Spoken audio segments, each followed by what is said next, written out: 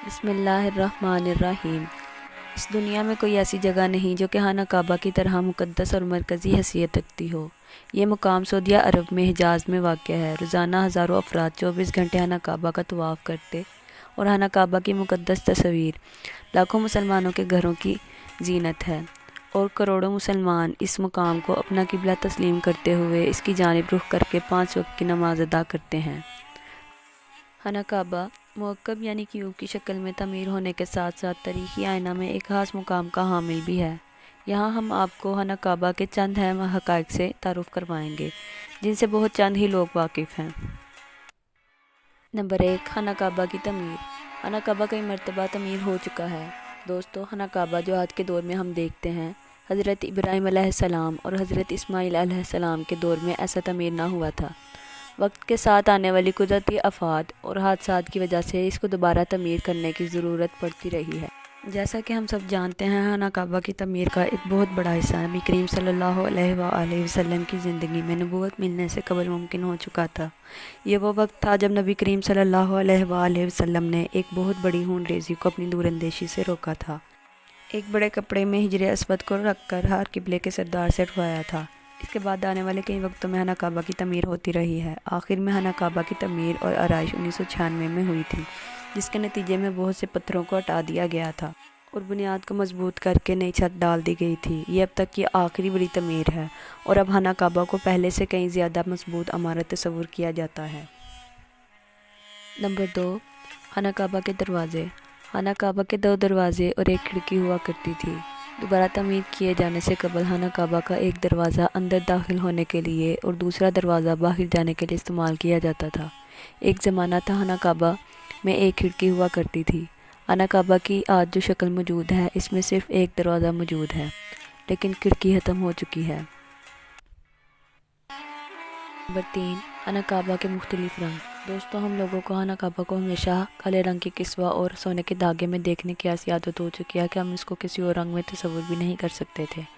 حالانکہ خانہ کعبہ جب سے تعمیر ہوا ہے تب سے مختلف رنگوں میں خانہ کعبہ کا غلاف رہا ہے، جس میں سفید رنگ کا غلاف اور سبز رنگ کا غلاف۔ نمبر 4، خانہ کعبہ کی چابیاں۔ خانہ کعبہ کی چابیاں ایک خاندان کی طویل میں ہے۔ فتح مکہ کے وقت رسول اللہ صلی اللہ علیہ وآلہ وسلم کو خانہ کعبہ کی چابیاں دی گئی تھیں، لیکن بجائے اس کے کہ آپ یہ چابیاں اپنے پاس رکھتے، آپ نے یہ چابیاں بنی شائبہ کے عثمان بن طلحہ کو واپس کر دی۔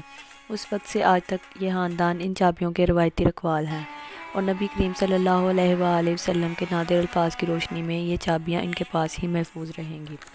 نبی کریم صلی اللہ علیہ وآلہ وسلم نے فرمایا، اے بنی طلحہ، یہ چابیاں روز قیامت تک تیری تحویل میں رہیں گی، سوائے اس کے کہ وہ زور زبردستی غیر اخلاقی طریقے سے چھین لی جائیں۔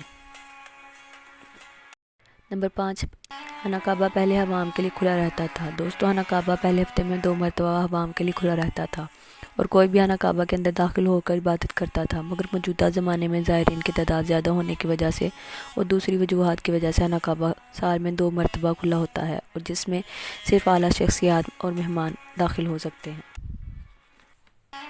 نمبر 6، خانہ کعبہ کے آس پاس تیراکی کی جا سکتی تھی۔ خانہ کعبہ کا وادی کے نچلے حصے میں ہونے کی وجہ سے دیگر مسائل میں سے ایک مسئلہ یہ بھی تھا کہ جب بارش ہوا کرتی تھی تو وادی میں سیلاب آ جایا کرتا تھا۔ یہ بات مکہ جیسے شہر کے لیے تو انوکھی بات نہیں تھی، مگر یہ بات دوسرے مسائل کی وجہ بنتی تھی۔ اس وقت یہاں نکاسی نظام اور سیلاب کی روک تھام نہ ہونے کی وجہ سے بارش کے آخر دنوں میں خانہ کعبہ آدھا ڈوبا رہتا تھا۔ اس بات سے ہی آپ کے ذہن میں ایک سوال پیدا ہوگا کہ اس وجہ سے خانہ کعبہ کا طواف رک جایا کرتا تھا؟ ہرگز نہیں، مسلمانوں نے خانہ کعبہ کے گرد گرد تیراکی شروع کر دی تھی۔ نمبر 7، طرز نو آرائش کروانے والے حکمرانوں کی تختی۔ کئی سال تک بہت لوگ اندازے لگاتے رہے کہ خانہ کعبہ اندر سے کیسا نظر آتا ہے۔ وہ لوگ خوش نصیب جن کو خانہ کعبہ کے اندر داخل ہونے کی سعادت ملی، اور ایک خوش نصیب وہ جن کو تصویر بنانے کا موقع ملا، اور لاکھوں لوگوں نے یہ تصویریں انٹرنیٹ پر آن لائن دیکھی۔ خانہ کعبہ کا اندر کا حصہ سنگ مرمر اور ہرے رنگ کے کپڑے سے ڈھکا ہوا ہے۔ جس دور کے حکمرانوں نے خانہ کعبہ کی آرائش کروائی، اس نے خانہ کعبہ کے اندر اپنے نام کی تختی بھی لگوائی۔ نمبر 8، خانہ کعبہ کی تعداد۔ خانہ کعبہ کی تعداد 2 ہے۔ دوستو، خانہ کعبہ کے اوپر जन्नत में एक और खाना काबा मौजूद है। इसका ज़िक्र कुरान पाक में भी आता है और नबी पाक सल्लल्लाहु अलैहि वसल्लम ने भी इस बात की निशानदही की है। अल्लाह के नबी सल्लल्लाहु अलैहि वसल्लम ने मिराज का वाक़या सुनाते हुए फरमाया, जब मुझे बैतुल मामूर दिखाया गया तो मैंने जिब्राईल अलैहिस्सलाम से पूछा तो उन्होंने बताया कि ये बैतुल मामूर है, जहाँ 70,000 फरिश्ते रोज़ाना अल्लाह की इबादत करते हैं और जब यहाँ से जाते हैं तो वापस नहीं आते, मतलब हमेशा नया दस्ता आता है। Number 9, हिजर Aswad. दोस्तों, क्या कभी आपने इस बात पर गौर किया है कि हिजर अस्वद चांदी के सांचे में क्यों गिरा रहता है? कुछ लोगों का ख्याल है कि हिजर अस्वद अमायाद की फ़ौज की तरफ से मारे गए पत्थरों की वजह से टूट गया था जब वो मक्का मुकरमा पर काबिज़ थे, जबकि ये पत्थर अब्दुल्ला बिन ज़ुबैर की मलकियत में था। कुछ ज़राए के मुताबिक बहरीन से ताल्लुक़ रखने वाले इस्माइली ग्रुप ककमाइन के हाथों टूट गया था। इन लोगों का ख्याल था कि हज मुबारक एक तौहीन परस्ती का अमल है। अपनी बात को सब साबित करने के लिए 10,000 हुज्जाज को मारकर इनकी बकियात को आब ज़मज़म के कुएं में फेंक दिया था। ये गैर इंसानी अमल काफ़ी ना था कि ये शैतान हिजर अस्वद को अरब के मशरिक़ में ले गए और फिर इराक़ के शहर कोफा ले गए, जहाँ इसके इवज़ तवान वसूल किया गया। जब इनको मजबूर किया गया कि इसको खलीफा बासित को वापस कर दिया जाए, जब इसको वापस किया गया तो ये टुकड़ों में था और इसको यकजा करने का सिर्फ़ एक ही तरीका था कि इसको चांदी के सांचे में रख दिया जाए। नंबर 10, खाना काबा मौक़िफ़ की शक्ल का नहीं। मौक़िफ़ की शक्ल यानी स्क्वायर से मशहूर खाना काबा दरअसल मुस्ततिल की शक्ल का है। खाना काबा कभी भी मौक़िफ़ की शक्ल का था ही नहीं।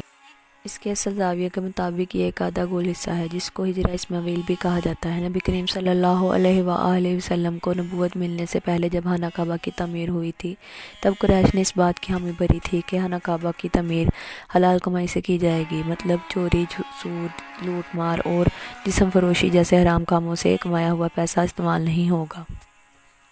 कुरैश इतने अमीर तजारती शहर होने के बावजूद इतनी रकम इकट्ठी ना कर सकी जिससे खाना काबा के रकबे के लिहाज से तमीर की जाए। लिहाजा उन्होंने खाना काबा की छोटी इमारत तमीर की और इसकी दीवारें मिट्टी की ईंटों से बनाई, जिसको हिजरा इस्माइल भी कहा जाता है। नबी करीम सल्लल्लाहु अलैहि वसल्लम ने अपने ज़िंदगी के आखिरी हिस्सा में खाना काबा को तमीर करने का इरादा किया, मगर ये फरीज़ा अंजाम देने से पहले ही आप सल्लल्लाहु अलैहि वसल्लम इस दुनिया से कूच करके खलीफा अब्दुल्ला बिन ज़ुबैर के दौरे हुकूमत के चंद साल के मुख्तसर अरसा खाना काबा अपनी उसी शक्ल में मौजूद था जिसमें नबी करीम सल्लल्लाहु अलैहि वसल्लम ने देखा था। उम्मीद करते हैं कि आपको ये वीडियो पसंद आई होगी और आपकी इंफॉर्मेशन में बहुत सारा इजाफा किया होगा इस वीडियो ने। मज़ीद इस तरह की वीडियोस देखने के लिए हमारे चैनल को सब्सक्राइब करें और इस वीडियो को शेयर करके अपने लिए और हमारे लिए सदका जारिया बनाएं। अल्लाह आपका हामी नासिर। खुदा हाफिज़।